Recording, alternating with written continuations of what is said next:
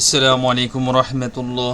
সম্মানিত ভিউয়ার্স, আল্লাহর এই দুনিয়া যে যেখান থেকে আজকের এই ভিডিওটি দেখতেছেন সবাইকে জানাই আন্তরিক শুভেচ্ছা। আজকের এই ভিডিওতে সবাইকে স্বাগতম। আজকের ভিডিও হচ্ছে এমপিও ভুক্ত শিক্ষকদের জুন মাসের বেতন নিয়ে সর্বশেষ আপডেট। তো চলুন আমরা বিস্তারিত জেনে নেই।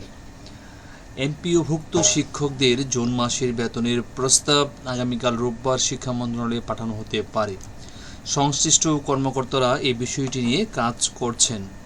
প্রস্তাব অনুমোদনের পর অন্যান্য কার্যক্রম শেষ হলেই শিক্ষকরা বেতন পাবেন।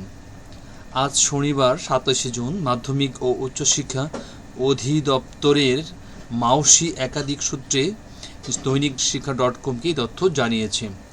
জানা গেছে, শিক্ষকদের বেতনের প্রস্তাব মন্ত্রণালয়ে পাঠানো হয়েছে বলে একটি মহল ফেসবুকে প্রচারণা চালাচ্ছে। তবে মন্ত্রণালয়ে প্রস্তাব পাঠানো সেই তথ্য সঠিক নয় বলে অধিদপ্তর সূত্রে দৈনিক শিক্ষা .com-কে জানিয়েছে।